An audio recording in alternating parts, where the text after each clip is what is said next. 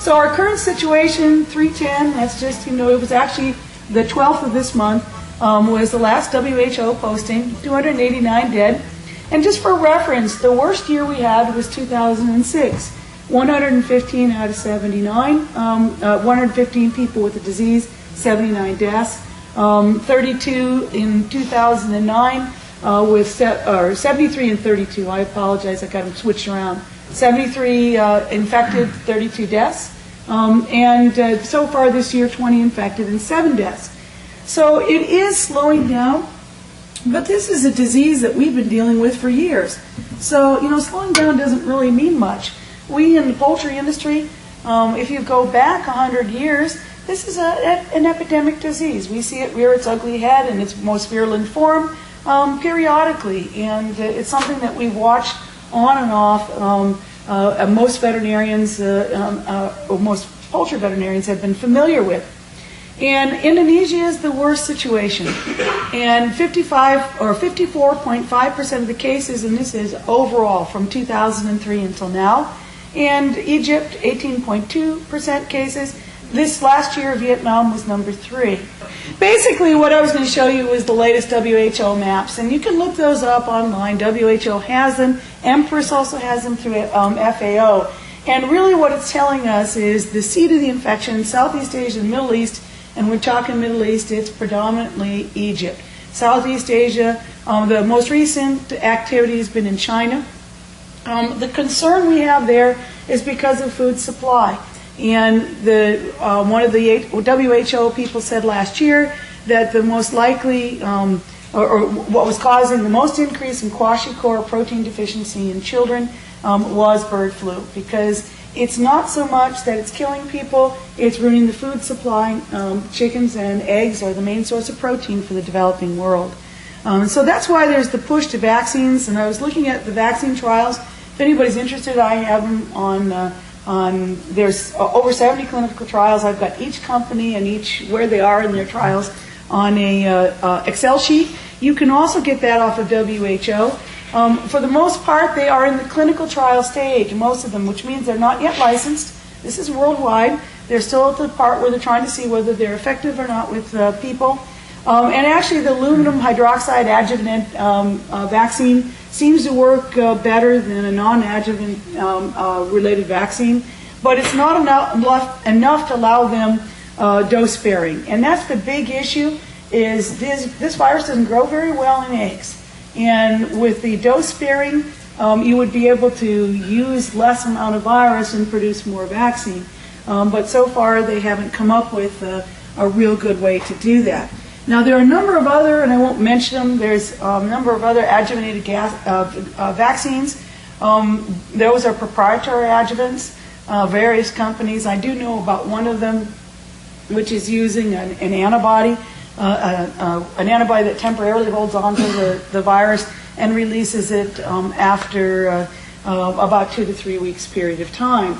Most of these are subunit or split H5 vaccines. There is one that is in China, and it still gives me the heebie-jeebies that they're using it. It is a live recombinant vaccine with Newcastle disease. You're looking at an orthomyxovirus and a paramyxovirus put together. Talk about being just a nightmare, especially since here in the U.S., I don't know how many of you are familiar with select agents. Presumably anybody who's worked for the government is familiar with that. Homeland Security, Sure Talk did not like Opal. That told me right there that he and I weren't going to get along very well. I was select agent cleared. It was a nightmare. My students that went through my laboratory, I have one of them here that had to go through that with me. He had to be FBI cleared. I had to, when one of my birds died, I worked with Newcastle and Texas GB, and the last time I looked, Texas was still part of the United States, although I think Obama's going to fix that. But at any rate, Texas GB is considered one of these select agents. It's a velogenic Newcastle.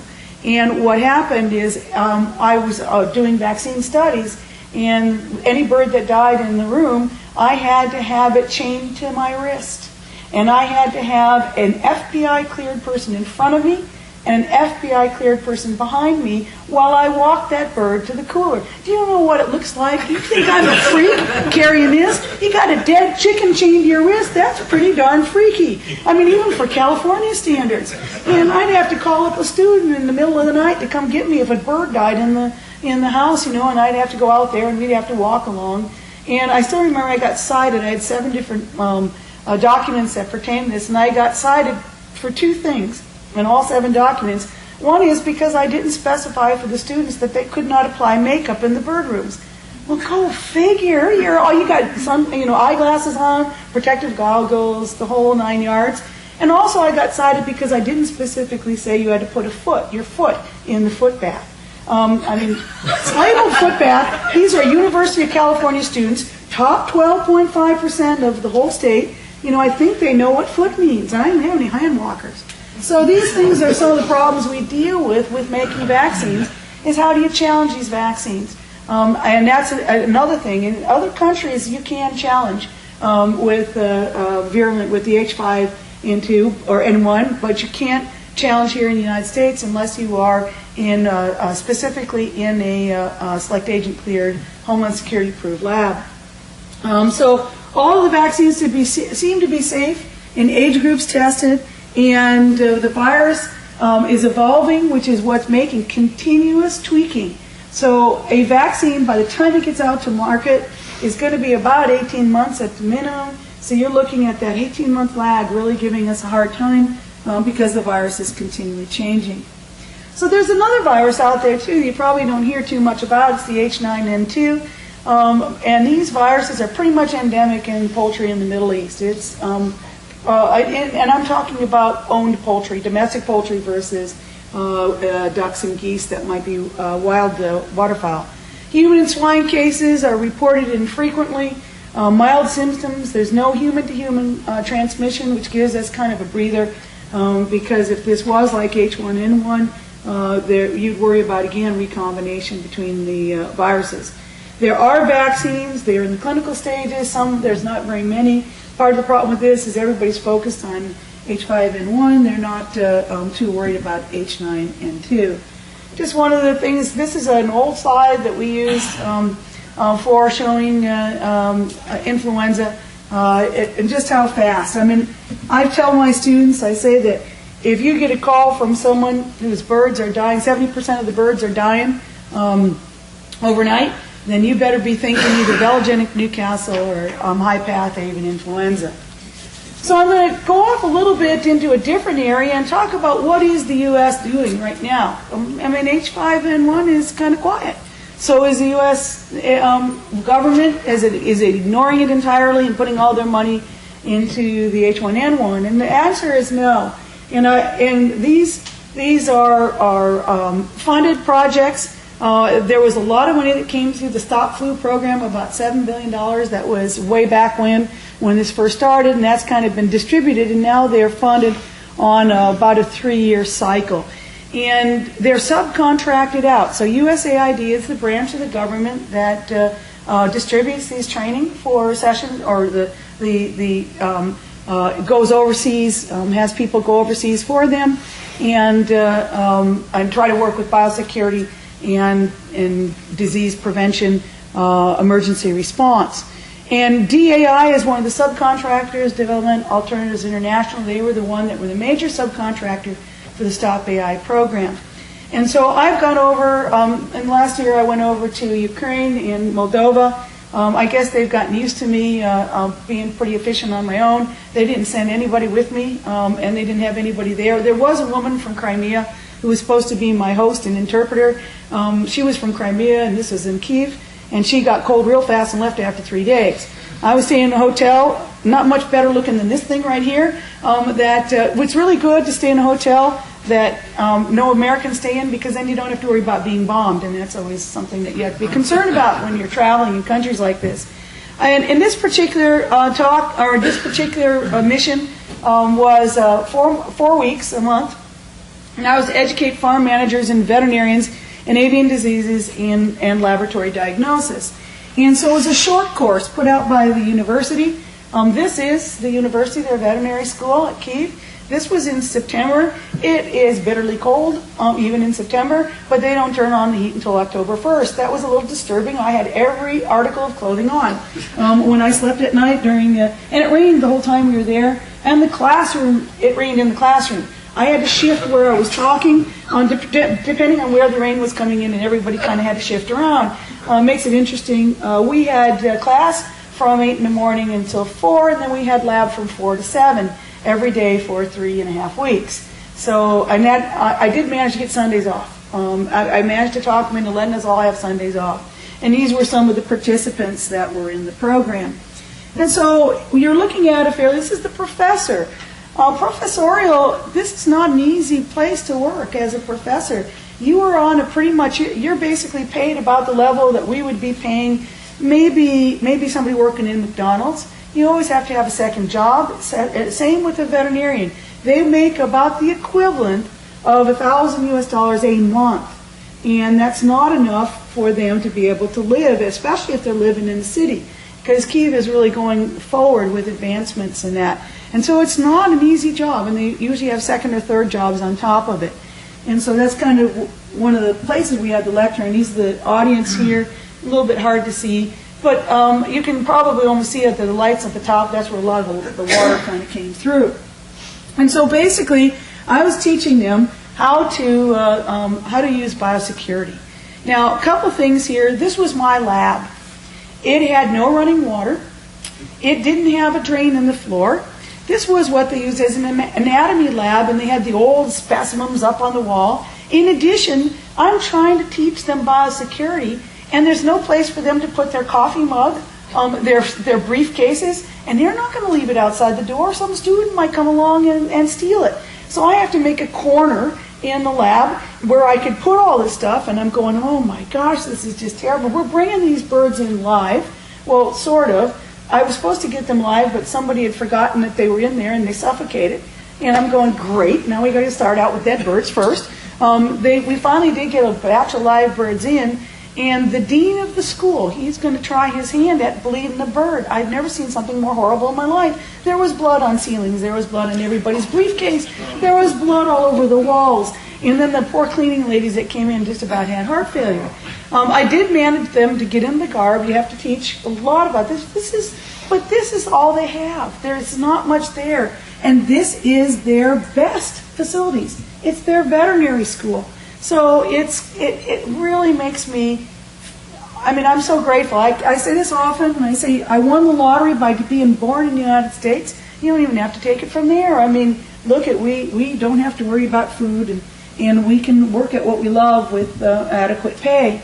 If you can kind of tell, the man that's standing behind me, he's the professor. He was always dressed in really sparkling designer clothes, and he would not put on a Tyvek suit. He absolutely refused. I kind of got paid back because he got squirted in the tie with blood. But I could not convince him to put on a Tyvek suit. And then here we're teaching him how to use the Flute Eject test. The government, they had, if there's anybody here from Binax, I'm sorry, but at that time the government bought a huge quantity of the Flute Eject test for us to bring out there and teach them how to use it. Is it available in their country? Yeah. Can they afford it? Absolutely no way. So this is kind of like, oh, cool, we can do this, but go figure. The most popular lab was when I allowed them to bring in carcasses from their own companies. Many of them own their own poultry company, as well as going out and providing poultry service, which, absolutely a no-no here. But when they could bring in carcasses and we could have an instant diagnosis, that was their favorite lab. They wanted me to come back and do a whole couple of weeks on that again. So I had a couple days off. At the very end, I was supposed to meet with at the embassy, but the diplomat from the U.S. did not come, so I kind of got the day off. And I decided I wanted to go to the zoo. Now that's a little bizarre, I know. I'm an adult, and I carried Opal. Opal went. Oh boy, they loved Opal. Opal was a big hit in Ukraine. But I go out to the zoo, and I am the only person without a child and I'm a crazy nutcase carrying a chicken, so lots of people are watching it. But it was interesting. If you can look at this picture all the way over, let's see, do we have a, I don't think we do, but I'm going to kind of walk over and show you. If you look here, all the way over, right here, the zoo was populated with a huge population of feral cats. And they stayed right there with the birds. And we've got all these wild birds. We've got their demonstration, their show birds, the ones that are showing the little kids. And we got cats all in the location. And I'm looking at this going, oh, and there's a couple more. They're eating out of the bird. You know, they're feeding the bird this pellet and stuff, and the cats get there first. They were actually fairly healthy-looking cats, but talk about, this is right in the city. Ukraine has had bird flu in the, mainly in Crimea, in the birds, but something to really consider about some of the difficulties that we have. By the way, when I was at the zoo, the food wasn't really great in that hotel that I was in. We got buckwheat 3 times a day, buckwheat. We had stuff on buckwheat, we had stuff under buckwheat, we had stuff next to buckwheat. And you could not complain. I mean, there was no menu. You just went downstairs, gave them your money, and you got buckwheat. And then I realized at a certain point that they used to have, it was kind of odd, they would have fried fish for breakfast, cold fried fish. Oh. But then I realized it was the night before's fried fish that I got in the morning, and that kind of was really bad. And I also learned quite quickly, and I'm sorry if I offend anybody's sensibilities, I had a roll of toilet paper. It was the hotel, and then it was done in a week. I mean, come on now, you know, I mean, I like toilet paper. So I saved one little square, and I went out and I showed the maid, and she was a huge lady with a babushka and a long skirt and the black shoes, and she looks at me, she goes, "Niet, niet, niet, niet, niet." And I went, oh my God. Apparently, I'd used the whole month's supply in 1 week. I was not going to get any more. That was it. That was done. It was a little disconcerting to realize that you had 1 square for another 3 weeks. And you were in a country that was serving cold fried fish that was left over from the night before. So these are some of the graduates from the program. I got a Ukraine flag. They were very, very pleased with US's and USAID's work there in the country. I'm a glutton for punishment, and I decided I was going to go back, this time to Moldova. Moldova now was in November, really cold. And the mayor of Chisinau, which is where the veterinary school is located, he hadn't paid the heating bill. They used to give me a glass of water in the morning, and it was frozen over by the afternoon. At least they had an ice slick on it. It was pretty cold. So here I had 2 purposes. The first 2 weeks I had to work with the veterinary students in avian diseases. We have had those veterinary students at Purdue. We have an exchange program there. And and the second one was to educate the chief rayon veterinarians. That's like the state veterinarians in outbreak response. And that's a picture of a chicken in Moldova just kind of running around doing its own thing. This is a poultry house. This is one of the ones I went to. There are chickens back in there. It's by our standards, even by my backyard flock standards, pretty lots and lots and lots of rabid dogs. I don't know whether this one was rabid or not. I carried a long umbrella all the time. I obviously veterinarian, love dogs, but you couldn't take chances there. I'm vaccinated for rabies. Most of the population is not. Moldova is nowhere near even Ukraine. Most of the travel is by cart. This is one of my colleagues that was out there. And this was a cart that had broken down while they were coming, trying to get to one of our sessions. Markets, eggs at market, and both brown and white eggs. So it's an interesting thing. So this is the veterinary school, and it's kind of hard to tell, but the poor guy in front running the projector, he's got a hat on for good reason. And everybody's bundled up. These poor students are showing up for class again from 8 in the morning till about 5 in the afternoon. No heat in the buildings, no heat in their dormitories. And it's snowing outside. So it's quite the difficulty. This is the way the dean, all the way to the left is the dean. In the middle is the major professor, and there I am. You can see how I look, bundled up. And this is their solution. Cognac, all right? And let me tell you, they drink to they drink to the mouth of the horse. And then they drink, or actually it's drink to the tail of the horse, because when people were leaving, they have to get to their horse. And so you drink it was originally the mouth of the horse. It's been too many cognacs that I had. And then it was the middle of the horse, and then it was the tail of the horse, and then it was the foot of the horse, and then it was the horse's son. And the mouth of the horse's son, and the middle of the horse's son, and the tail of the horse's son. You could go through an entire bottle of cognac in about, half an hour time. I couldn't even find the door. The reason why I had a red nose is not because I was cold, it was part of it. It was because that was about the 20th cognac, at least I lost count. And I couldn't find the door to get out of his office. And, he didn't speak English, and I didn't speak Romanian, but we communicated very well. I understood everything he said. At least I think I did. So this is what the chief rayon veterinarians, and this is taking up. Have any of you gone through USDA's or USAID's Plutopia? It's kind of weird. It's kind of a little on the kindergarten side. What you do is you got a big map which you draw of a town, of a fake town, Plutopia, and it has poultry facilities, and it has a river, and it's bordering another country. In this case, we, to make things even more exciting, called Transnistria. Transnistria is a breakaway region of Moldova. We had Transnistrian there. It's on the border between Ukraine and Moldova. Moldova does not have bird flu. Ukraine does, and Transnistria is fighting. They're trying to break away, and so this was one of the things we point out: is how do you stop? You've got a place that has no rules, that they're not obeying your rules. And it's not Ukraine, who you can make some kind of an agreement with, and there's a river in between. How do you stop flow of people and animals? And that's what they do. They decide who's in control. Is it the veterinarian in charge? Is it the mayor of the city? Is it the governor? Is it the president of the country?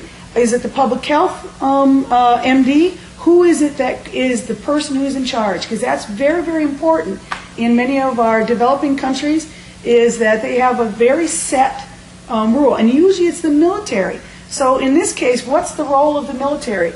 And they wanted the military to be coming down the street in their tanks and carrying their Uzis to stop this. And boy, everybody's going to run.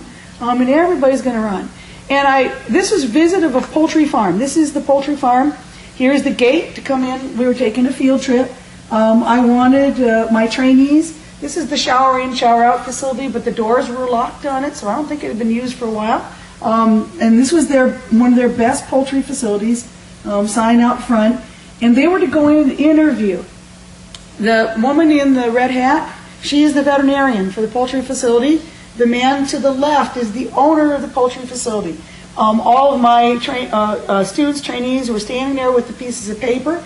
And they're to interview these people about how many birds they have, what kind of biosecurity plan do they have, what will they do if there is an outbreak, how will they report it, who will they report it to.